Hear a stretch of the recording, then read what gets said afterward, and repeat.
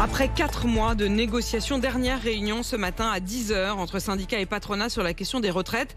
Est-ce qu'on va vers un accord ou est-ce qu'il pourrait y avoir un échec des discussions? Bonjour Amir Reza Tofighi. Bonjour, vous êtes le madame. président de la CPME, la Confédération des petites et moyennes entreprises. Vous représentez une partie des chefs d'entreprise. 50-50 de chance, c'est ce que disent le MEDEF, la CFDT et vous? Écoutez, je ne vais pas donner un chiffre, mais en tout cas, ce qui est sûr, c'est que ceux qui sont autour de la table veulent un accord. Et je pense qu'on n'a pas le choix d'avoir un accord, parce qu'aujourd'hui, on voit bien que sur le sujet des retraites, il faut faire des compromis. D'une façon générale, on voit bien qu'on est dans un contexte politique où il y a un manque de compromis. Et je pense que nous, partenaires sociaux, on doit être au rendez-vous sur ce sujet. Vous avez d'ailleurs jamais quitté la table des négociations. On le rappelle, la CGT a quitté le dialogue. Alors, quels sont les points d'accord possibles? On va revenir dans un instant sur la proposition soudaine de François Bayrou d'une prime pour les seniors qui accepteraient de travailler davantage. Mais quand on regarde, revenir sur les 64 ans, on a compris que c'était non. L'équilibre des comptes, oui, mais comment? La contribution des retraités, pourquoi pas?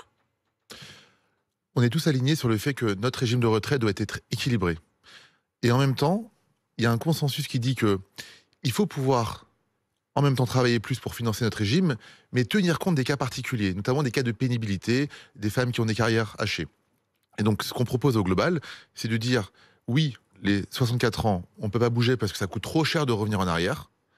Et par contre, comment on fait pour tenir compte des cas particuliers, donc la pénibilité, donc des métiers qui vont être pénibles et pour lesquels les salariés vont pouvoir partir plus tôt, vont avoir un suivi personnalisé en fonction de leur état de santé, vont pouvoir justement partir 1, 2, 3 ans avant l'âge de départ légal. Donc on garde la ligne d'arrivée à 64, mais on fait plus dans la dentelle. On fait attention à chacun. Vous avez émis l'idée de point d'usure. C'est quoi cette idée? Très concrètement, c'est de définir les métiers qui sont soumis à de la pénibilité, à de l'usure professionnelle. Et pour ces métiers-là, que les salariés aient des points d'usure et que ces points d'usure puissent être utilisés pour de la reconversion professionnelle, pour de la formation. Mais c'était pas déjà ça, les points de pénibilité? Alors les points de pénibilité sur tout ce qui va être, par exemple, les gestes pénibles, les ports de charge, aujourd'hui, ils n'existent plus. Ils ont disparu depuis le 2017. Et donc là, on les remet dans un format beaucoup plus simple, parce qu'à l'époque, c'était une usine à gaz. On les remet dans un format beaucoup plus simple, et on permet aux salariés d'avoir une fin de carrière aménagée.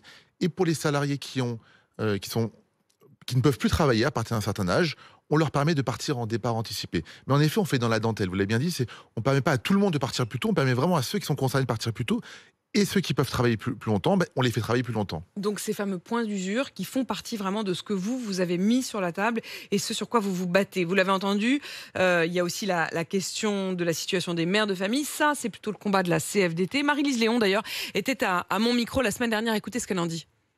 Nous, on a des propositions, donc les discussions continuent. Comment on reconnaît les métiers d'aide-soignante, par exemple? Comment on reconnaît les métiers où il peut y avoir des postures pénibles? La question des mères de etc. famille. La question de la situation des femmes. Moi, mon sujet, c'est régler ces situations concrètes. Ça, c'est son obsession à Marie-Lise Léon. Est-ce que là-dessus, vous êtes prêt à avancer également? Bien sûr. On a fait aussi une proposition, on a repris une proposition qui a été faite pendant le conclave, qui est de tenir compte, pas des 25 meilleures années, mais par exemple des 24 meilleures années ou des 23 meilleures années pour le salaire de référence qui sera ensuite la pension des femmes qui ont eu des enfants. Et ça permet justement de tenir compte des carrières hachées et d'améliorer le niveau de pension. Ça va vous coûter à vous, parce que forcément, si on réduit le nombre de meilleures années, c'est moins dilué. Exactement, ça augmente le niveau de pension des femmes qui ont eu des enfants et notamment de celles qui ont eu des carrières hachées. Et quand je dis à vous, c'est à vous les entreprises. Oui, mais au final, on propose un deal qui est équilibré au global.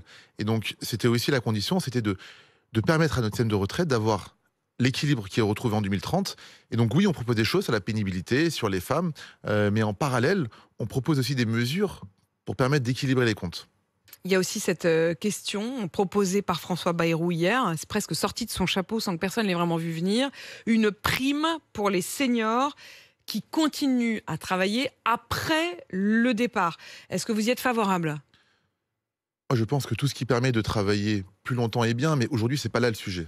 Là, le sujet sur lequel on est en train d'essayer de trouver un accord, c'est comment on arrive, à travers la pénibilité, à travers ce qu'on est en train de dire pour les femmes, permettre de gérer les cas particuliers pour qu'on puisse se dire que les 64 ans, c'est vraiment l'âge de départ légal, et les cas particuliers permettent de gérer les situations difficiles. Donc, cette prime senior, aujourd'hui, c'est pas ça qui nous permettra d'avoir un accord avec les syndicats. Pour moi, il faut vraiment qu'on trouve un deal sur la partie pénibilité. Donc, il faut s'accorder sur les points sur lesquels vous vous étiez normalement mis d'accord. Cette prime, c'est une sorte de cerise sur le gâteau en plus, mais qui n'a pas grand-chose à voir avec les retraites à proprement parler et l'équilibre des retraites. Hein. Oui, aujourd'hui, c'est pas. En tout cas, Même si ça pourrait quand même encourager les gens à travailler plus longtemps, ce qui est un de vos objectifs malgré tout. Oui, bien sûr. Mais ce que je veux dire, c'est que c'est pas dans le cadre du conclave aujourd'hui et de la volonté de trouver un accord, c'est pas ça qui pourra nous aider à trouver un accord. Je vous propose qu'on accueille aussi Saadi qui vient dialoguer avec vous. Bonjour Saadi. Bonjour. Comment ça va? Vous êtes éducateur spécialisé dans la métropole de Lyon. Saadi, vous avez 62 ans, je me permets de le dire parce que vous venez de le dire au standard.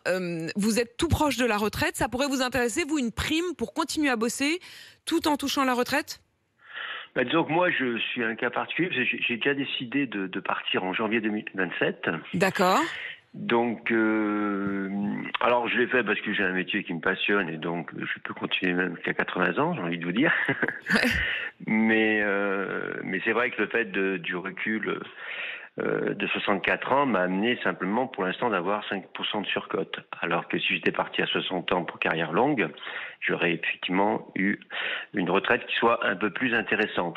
Donc effectivement, en me levant ce matin, j'ai entendu cette prime là qui est tombée.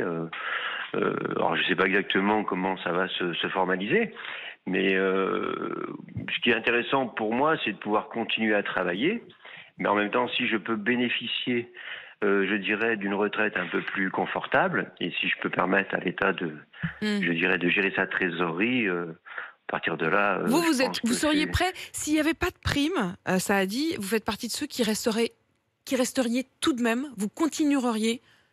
Vous n'avez pas envie de prendre votre retraite tout de suite? Je suis même éducateur privé à côté, donc pour tout vous dire. Non, c'est-à-dire que j'ai un équilibre de vie qui m'amène aussi. Enfin, c'est vrai que j'ai des enfants aussi qui ont 9 ans et demi, donc voilà, donc ça changera pas grand-chose. Je ne pourrais pas aller au bout du monde avec ma compagne pour voyager, etc. Ouais. Donc j'aurai quand même un quotidien qui sera un quotidien retraité ou pas, qui sera oui, qui sera celui d'un père de famille qui a des jeunes enfants. Ça a dit évidemment que ça maintient jeune, c'est tout à fait ce qu'on dit régulièrement. Ça a dit, je dirais justement que là-dessus précisément, on puisse aussi vous entendre, Amir Reza Tofigui, la question du cumul emploi-retraite. Est-ce que c'est pas quand même une des solutions pour encourager les gens à travailler plus longtemps, comme on l'entend avec Saadi? Oui, mais aujourd'hui, ça existe déjà. Le cumul emploi-retraite existe. Et d'ailleurs, il est dans le champ des négociations, puisque on a eu un rapport de la Cour des comptes qui dit qu'il est potentiellement plus avantageux que dans d'autres pays, et que donc on pourrait le revoir. Mais donc, ça existe déjà aujourd'hui. Donc, cette prime senior, elle se télescope un peu avec ce cumul emploi-retraite qui existe et qui pourrait justement être la solution pour notre auditeur. Donc c'est pour ça qu'en gros, je pense que... En fait, il brouille un peu le message, François Bayrou, si je vous entends. Disons que... Vous l'auriez peut-être pas dit comme ça, mais je vois que vous n'êtes pas complètement en désaccord. En tout cas, pour trouver un accord aujourd'hui, c'est la pénibilité.